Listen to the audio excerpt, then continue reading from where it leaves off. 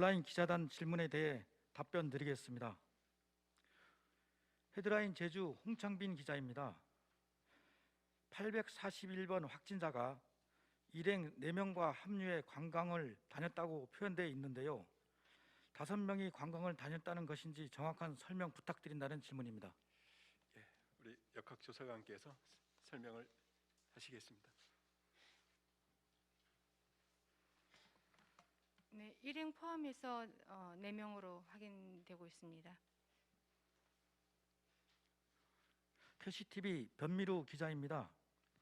함덕고 교생 실습 확진자의 감염 경로는 확인됐는지 궁금하다는 질문입니다. 네, 확인되었습니다. 우리 대학 관련으로 대학 학생 회식 모임이 있었던 그 동일 동선입니다. 5월 6일에 동선이 같이 겹쳤던 것으로 확인되었습니다. 추가 질문입니다. 1차 백신 접종 이후 감염자가 나왔는데요. 이런 사례의 발생 가능성이 얼마나 되는지 궁금하다는 질문입니다.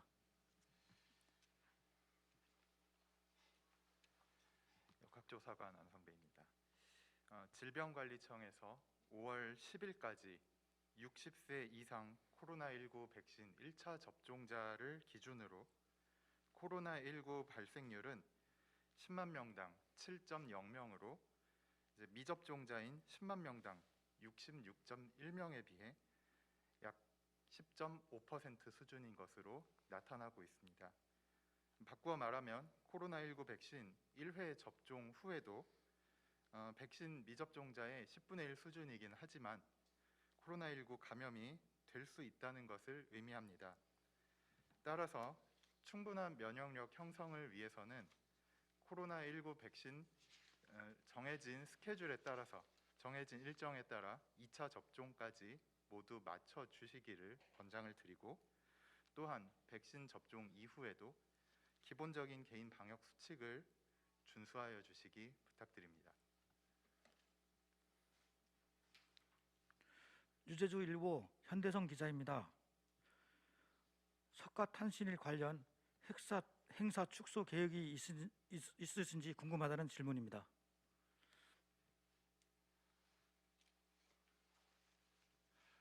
예, 지금 그 관련 국과 과에서 23일까지는 석가탄신일을 포함한 공휴일 휴무와 관계없이 지금 아주 집중 점검을 하고 있습니다. 그래서 아까 질문하신 세부적인 계획은 관련 그 관하 국을 통해서 한번 확인해서 말씀드리도록 그렇게 하겠습니다. 캐시TV 최영석 기자입니다. 제주도가 제주형 방역 체계를 운용한다고 합니다. 제주형 방역 체계의 제주형의 특징은 무엇인지, 전국의 방역 체계가 다른 게 있다면 특징적인 3가지 답변 부탁드린다는 질문입니다. 예, 사실은 이게 이제 어떻게 보면 포괄적이고 어떻게 보면 일반화시킬 수는 없는 건데, 기자님께서 아시겠지만 제주도는 특징이 있습니다. 하루에 3만 명에서 4만 명 정도가 불특정 다수가 전국에서 온다는 것이고, 그러니까 경북의 어느 한 지역과 전라도의 어느 한 지역과 굉장히 다름을 얘기하려고 하는 겁니다. 공항만을 통해서 이렇게 몇만 명의 분들이 매일 오시고, 또 이분들의 동선이 보통 그냥 거주하는 그 경상도 어느 한 지역에서 거주하는 분과 달리 하루에 최소 5지역에서 최고 10곳까지 이분들이 접촉을 하러 다닙니다. 불특정 다수끼리. 제주도는 이런 특성을 갖고 있죠. 그래서 세계적으로 유럽을 포함해서 관광지들에서 코로나19 확진자들은 굉장히 발생 빈도가 높게 나타나고 있습니다. 제주도도 그래서 이제 제주형, 아까 이제 방역 모델을 말씀하셨는데, 제주도는 옛날에 기억하시면 3월 달로 기억합니다. 강남 모녀 사건 때 이 모녀가 우도에 들어갔다가 나오면서 꽉 찬 배를 타고 나오면서 여기에 있는 사람들을 저희가 발견할 수가 없었습니다. 여기에서 집단 발생이 됐다면 큰 문제가 있었겠죠. 그래서 1차적으로는 공항만에 발열 체크부터 검사, 자가격리까지 공항만을 중심으로 해서 제주 지역사회로 번지지 않도록 하는 제주형 방역체계, 그 다음에 무사증 입국을 막는 부분, 그리고 이렇게 관광객들 불특정 다수가 너무 많이 제주도로 왔다 가기 때문에 신속하게 추적하고 검사하고 분리시켜야 됩니다.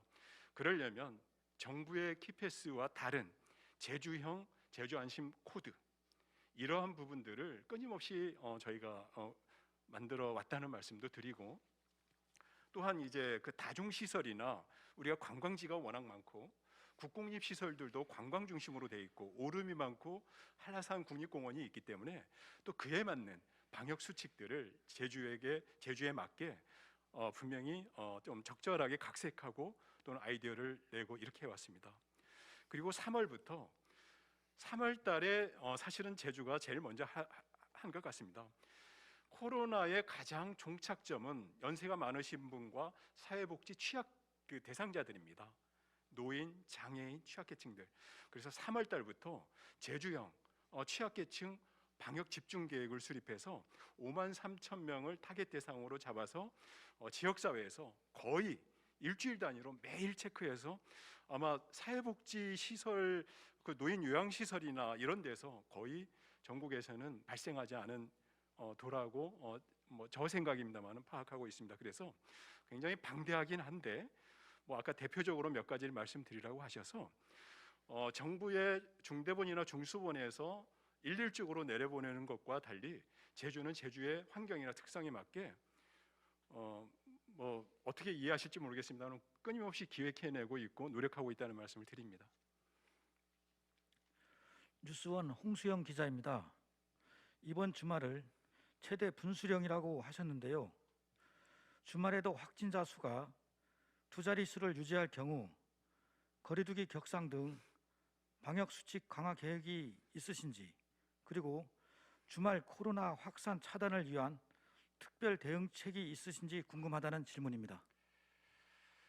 예, 오늘 아침도 전 실국장님들이 다 모여서 계속 지금 이 상황과 주말을 어떻게 할 것인지, 그리고 다음 주까지를 어떻게 할 것인지를 모든 가능성을 열어놓고 늘 대책회의를 하고 있습니다.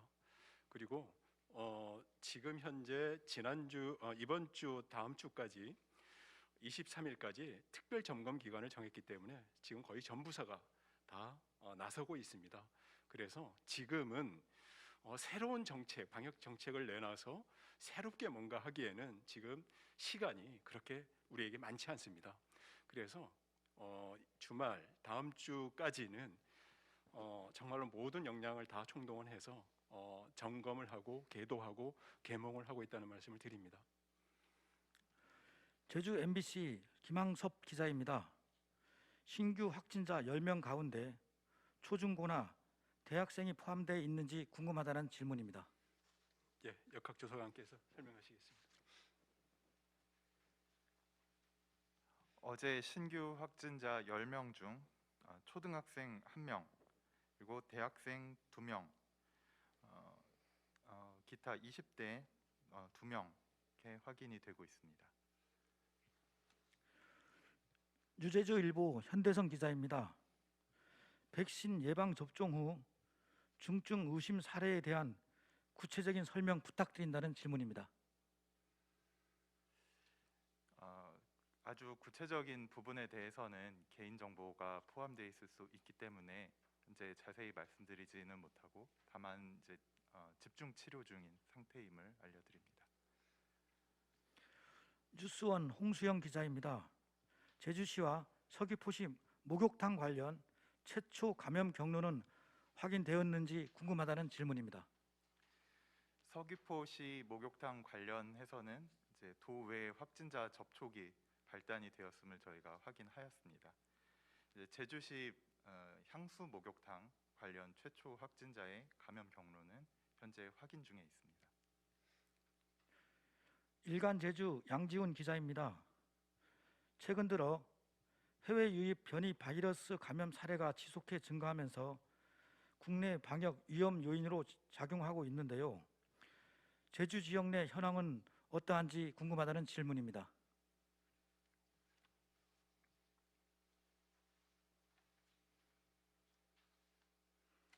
네, 지금까지 지난번에 말씀드린 4명에서 더 이상의 지금 추가 통보는 없습니다.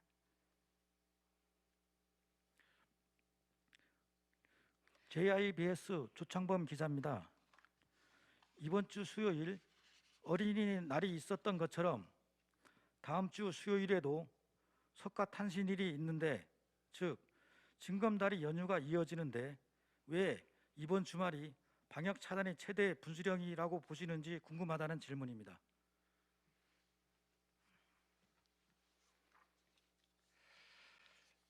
지금 저희가 이제 일주일 단위로 발생 빈도를 보고 그 내용적으로 그 발생이 된 분들의 경향성을 보게 됩니다. 그래서 지금 뭐 어느 대학 운동부로부터 시작해가지고 제대, 또 이제 중앙고, 또 그 전에 유흥 단란 주점, 또 노래방, PC방 이런 연결고리들이 굉장히 폭증했던 적이 있지 않습니까? 그래서 지금 이제 이 폭증했던 연결고리들이 거의는 아닐 수도 있겠습니다만은 지금 약간 대폭 줄어들고 있고, 근데 이제 또 다른 40, 50대 중장년층으로 지금 이게 약간 전이되는 경향성을 보이고 있습니다.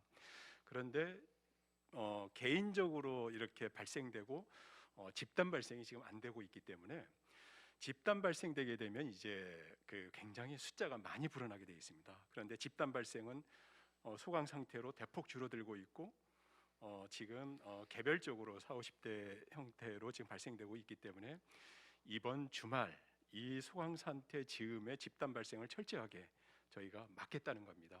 그러면 산발적인 발생은 사실은 이렇게 많은 숫자가 발생되지 않을 수 있기 때문에 지금 이 시점이 중요하다는 말씀을 드립니다. 내용적으로 조금 더 자세히 말씀드릴 수 있겠습니다만은 이 자리에서는 이 정도 말씀드리겠습니다. 예, 마지막 질문입니다. JIBS 김동훈 기자입니다. 코로나19 예방 접종 사전 예약이 진행 중인 가운데 백신 접종률이 떨어질 것에 대비한 추가 대책이 있는지 궁금하다는 질문입니다.